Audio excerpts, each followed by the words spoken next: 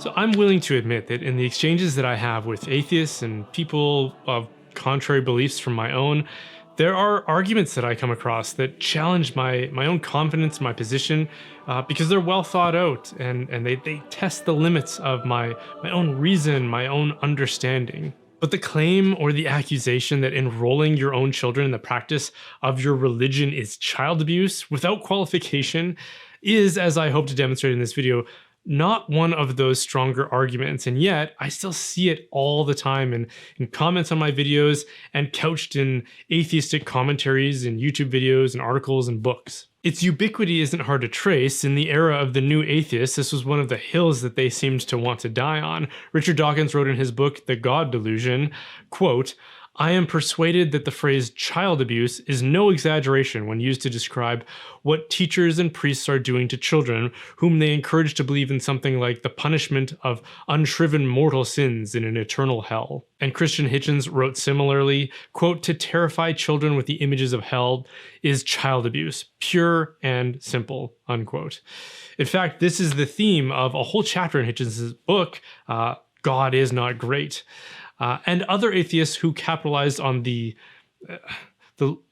gold rush of popular atheism of the early years of this century, like Dan Barker and Sam Harris, they've made similar claims. And it seems that even some Catholics and Christians of other denominations aren't immune to the effects of this allegation, as I recently heard a Catholic ask other Catholics if they thought it was wrong to make your kids go to Mass if they don't want to which the consensus among those of us who responded was, no, it's not wrong to make your kids go to Mass. The first problem that I would identify with this claim is that it's often offered as evidence for the wrongness of religion or faith. Like, why is faith bad? Because people force children to believe in scary doctrines like hell and judgment. And why is that bad? Because that's child abuse. Notice that we don't apply this same standard to other things that we teach kids as scary or as unpleasant as those things are. When we go hiking or camping as a family in the mountains, we will rehearse a whole range of safety rules with the kids about avoiding dangerous wildlife like bears. And while the prospect of being attacked by a bear may be kind of unsettling and even the stuff of nightmares, I can't imagine any sane person claiming that it's child abuse to warn our children about it. Or what about the safety drills that are employed in schools today in the event of like a live shooter? Kids are trained about what to do and where to go if such an event were to occur. Why? Because that's a real risk, and teaching kids what to do will help them survive such an event. Again, even though that's scary and unpleasant to think about, does that make it child abuse? Of course not. And then consider the fact that we enforce all kinds of other rules on our children to ensure their well-being. We make our kids brush their teeth every day. We make them do their homework. We make them do their chores. We restrict their access to certain things like sugar and screens and bad influences. And our kids complain about these boundaries all the time. But it would be insane to ask ourselves, is it wrong to force our children to brush their teeth? Because oral hygiene is an obvious good and the alternative is obviously bad. And these are easy evaluations for us to make because we recognize the obvious goods and evils that we want to help our children navigate.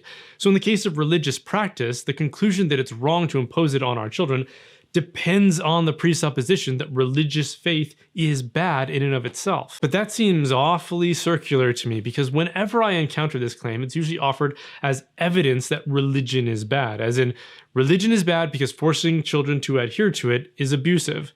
How do you know it's abusive? Because religion is bad.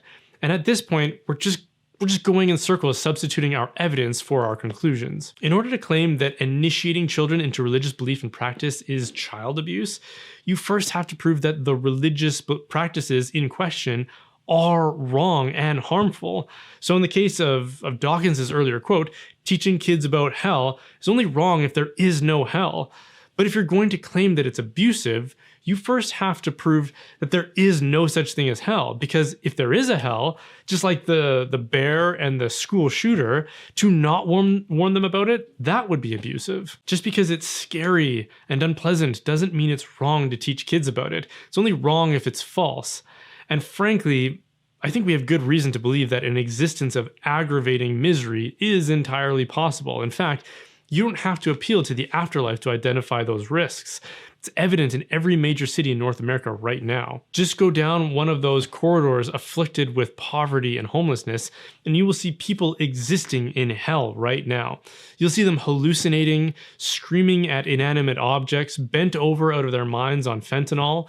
People in that condition have lost everything. They've lost their freedom, their good sense, their relationships, their jobs if they had them, and their health. All they have left is their addiction, and it's a slave master who is slowly killing them. Some of these streets in our inner cities look like something that Dante would have written about in his Inferno as like one of the circles of hell. So would it be wrong to warn kids about all the bad decisions that can lead to those outcomes? Maybe to even show it to them?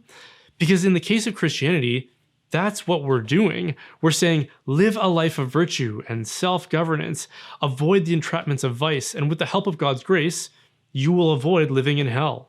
Now, if you want to call that child abuse, I think there's a burden of proof here that no atheistic polemicist has or will satisfy. Because think about instances that we can all agree are child abuse. Think about something like sexual or physical abuse of a child. That isn't something that is slightly damaging or could be improved upon. That's unspeakably intrinsically evil. When I say intrinsically wrong, I mean it's always wrong under all circumstances. It can never be justified. There's never some silver lining or good that we can appeal to. It isn't like the failures and shortcomings that all parents feel guilty about, like letting my kids drink Pepsi slushes on a hot day from time to time. That's bad, especially if you ask my wife. But it's not the kind of thing I should go to jail for. But abusing my children would be if I did such a thing. So if you want to say that imposing religious instruction and practices is child abuse, that's the threshold you have to cross. That's the level you have to demonstrate. It can't be bad under certain circumstances or conditions or in its misapplication. It has to be the kind of thing where if I teach my children lessons from the Bible, it's as bad as pummeling one of them with my fists.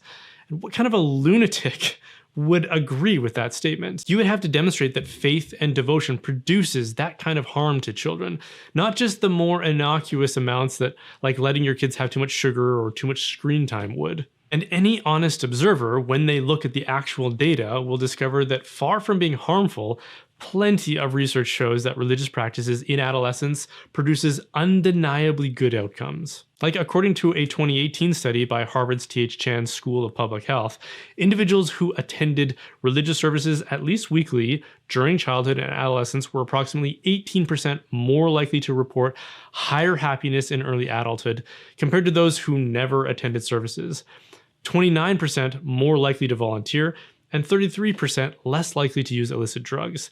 They also found that those who prayed or meditated daily while growing up were 16% more likely to report higher happiness as young adults. A 2019 study published in the International Journal of Mental Health found that religious education can be instrumental in improving adolescent mental health, while observing that adolescents engaged in religious practices tend to have higher self-esteem and lower incidence of substance abuse.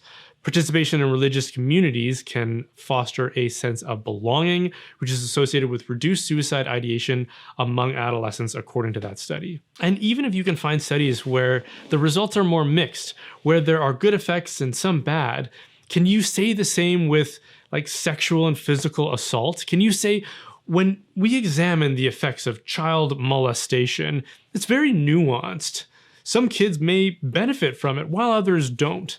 No, that is unthinkable because child abuse is unthinkably evil. If someone did a study on the effects of child abuse, the results would be exclusively negative for the well-being of those children.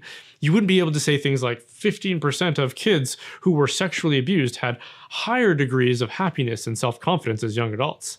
So the fact that we can easily find such good effects among those with religious upbringing completely refutes the claim that it can be compared in any way with child abuse. But what's worse is we've only been talking about religion in general.